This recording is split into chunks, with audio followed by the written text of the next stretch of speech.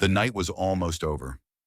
Raymond Burke had been playing piano at Clive Davis's Grammy weekend parties for 6 years, and he knew exactly what the end of one looked like. The valets were gone. The catering staff was quietly stacking plates in the kitchen. The main rooms had emptied out hours ago, leaving behind only that particular hush that follows a very loud, very expensive evening. He should have packed up and left by midnight. He didn't. And what he witnessed in the next 40 minutes would stay with him for the rest of his life. A story he held close for nearly 2 decades before he could find the words to tell it.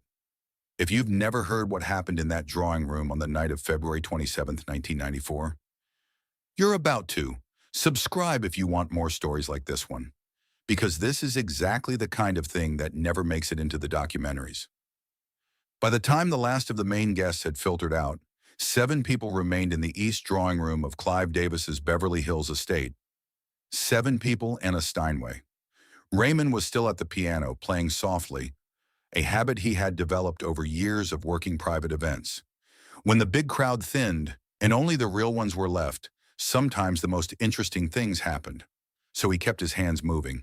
Quiet chords, nothing that demanded attention. In the corner near the fireplace, Whitney Houston sat alone with a glass of sparkling water. She looked tired. Not in the way people look tired after a long day. In the way people look tired after a long year. The Bodyguard had made her the most famous singer on the planet. I Will Always Love You had broken every record anyone had thought to count. She had spent the better part of 12 months being the biggest thing in the world, and she looked like it had cost her something. She wasn't performing that night, wasn't Whitney Houston in the way the cameras needed her to be. She was just a woman in a black dress sitting near a fire, thinking about something that was probably far away from that room. Raymond watched her from the corner of his eye and kept playing. Michael arrived quietly, as he tended to do in those years. He came in through a side hallway. No entourage, no announcement. Just a familiar figure moving through a familiar kind of space with the careful ease of someone who had been famous so long that even the way he entered a room had become second nature. It was 1994, and Michael was carrying his own weight. The previous year had left marks on him that even people who barely knew him could see. He moved differently. There was something around his eyes that hadn't been there before. A guardedness he'd learned the hard way. But when he came through that doorway and saw Whitney by the fire, something shifted. The guardedness dropped, just slightly, like a door deciding to open an inch. "Nippy," he said, the nickname only her closest circle used. She looked up, and whatever exhaustion had been sitting on her face cracked open into something warmer. "Michael." She stood. They hug the way people hug when they've been through similar things without ever having to compare notes. A hug that says "I know" without anyone saying a word. They sat down near the piano, close enough that Raymond could hear them talking, low and easy. Old friends catching up. Nothing that suggested what the next 40 minutes were going to be. There were 5 other people in the room. A music attorney, one of Clive's assistants, a backup singer named Denise who had been part of Whitney's touring circle for years, and 2 others whose names Raymond, in later years, could never quite pin down. Nobody was paying particular attention to the 2 most talented people in the room. That's the thing about legends in private spaces. After a certain hour, they stop being legends. They're just people, and people get tired and quiet and end up near fireplaces talking about nothing important. But then Denise said the thing. She said it the way people say things that change everything. Casually, almost as a joke, leaning toward Whitney with a small smile. "You know what I've always wondered? Who would actually win?"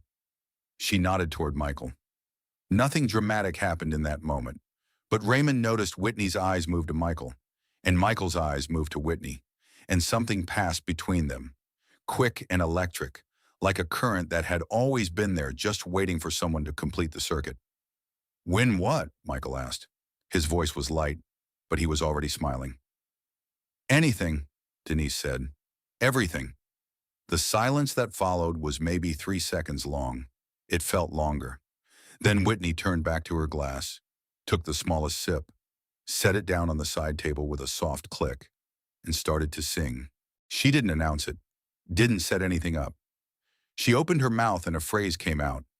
Something old and churchy, Something from way back before there were record deals and stadiums full of people screaming her name. A few bars. Almost conversational. But the voice, even at half power, even barely trying, it arrived in that room the way weather arrives. Not gradually, all at once. Like the air had been replaced with something else entirely. Raymond's hands stilled on the keys for a moment. Then he started playing, instinctively.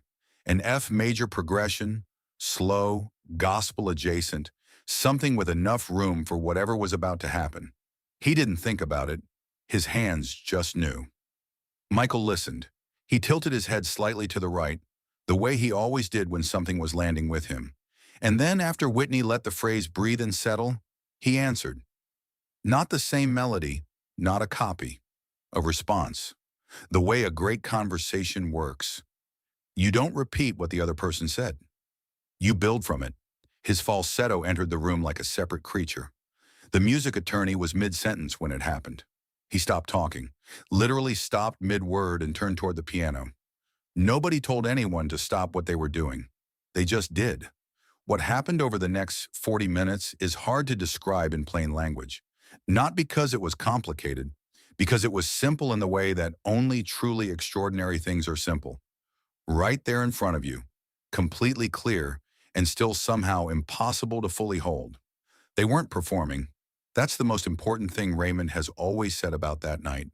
There were no cameras, no audience, no version of themselves they were required to be.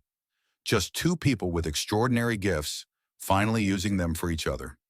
Whitney climbed through her register with a naturalness that made it look like gravity didn't apply to her, like the high notes were just where she lived, and the journey up to them was simply the path home. Her gospel roots were everywhere, in the way she bent a note at the end and let it ask a question, in the way she landed on a phrase with this absolute certainty, like she had known it was coming before she sang it. Michael moved differently.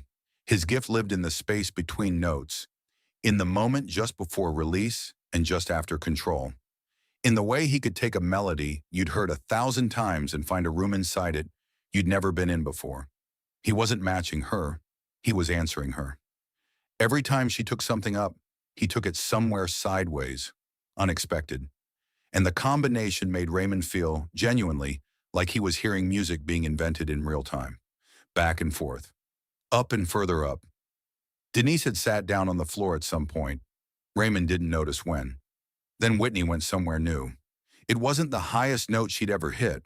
That wasn't the point. It was the way she arrived there. The specific shape of the journey, the way she held it, the way she let it go. Like she was giving it away. Michael's eyes went wide. Raymond had played piano beside famous people his entire adult life. He had never once seen Michael Jackson look genuinely surprised by something musical. In that moment, he looked like a kid. He shook his head slowly. "Girl," he said, grinning, "you are ridiculous." Whitney laughed. Not a polite laugh. A real one. The kind that comes from somewhere below your chest. She pointed at him. He pointed back. And then he went for it. The problem with describing what Michael did next is that music doesn't translate cleanly into sentences. But Raymond has tried, and the way he puts it is this. He didn't try to go higher. He didn't compete on her terms. He found something inside the melody that nobody in that room had consciously heard, and he pulled it out into the air. And the thing was, you understood immediately that it had always been there. He just saw it when nobody else did. Whitney's mouth opened, not to sing, just open. The way your face reacts when something beautiful catches you so completely that your body forgets what it was doing. Then she started laughing again. Helpless laughter. The laughter of someone who has just been bested by someone they love and is not even slightly upset about it. Michael laughed too, and for a moment they were both just laughing, and Raymond kept playing underneath it, and the 7 people in that room were all exactly where they needed to be. Nobody timed what came after that. The music wound down the way fires do, not all at once, but note by note, until what was left was warmth without light. Raymond played softer and softer until he wasn't sure if he was playing at all, or if his hands were simply resting on the keys out of old habit. The room was very quiet. After a while, Whitney said something that the people present have never repeated in full. Every account agrees it ended with something like, "Me because nobody would believe it anyway. Michael nodded once. Exactly, he said, and that was it. Raymond Burke left the house at around 2 in the morning and stood on the sidewalk outside for a long time. The Beverly Hills air was cool and quiet. He stood there with his hands in his coat pockets and looked up at nothing in particular. He drove home. He didn't sleep. He didn't tell anyone the full story for years. Not because someone asked him not to, but because every time he started, the words came out wrong. How do you hand someone something that exists in no recording, no photograph, no document of any kind? You can't. You just carry it. Whitney Houston left us in February 2012.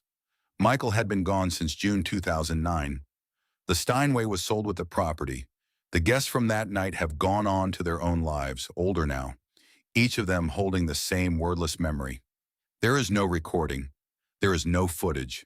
There is nothing but the testimony of 7 people who happened to stay late at a party in Beverly Hills on a winter night, and a piano player who kept his hands on the keys when everyone else went home. People think they know what those two could do, Raymond has said. They've seen the concerts. They've heard the albums. They think they know. But those recordings, those are the versions they gave the world. What happened in that room was the version they gave each other. He pauses when he says that. Always the same pause. I was the only one with a piano, and I've never fully recovered from that night. He smiles when he says it. I hope I never do. Some moments aren't meant to be captured. They're meant to be witnessed, and then carried quietly forward by the people lucky enough to have been in the right room, on a night when the cameras had finally, mercifully, gone home. Have you ever witnessed something extraordinary that no camera caught, something most people would never believe, and carried it with you ever since? Tell us about it in the comments below.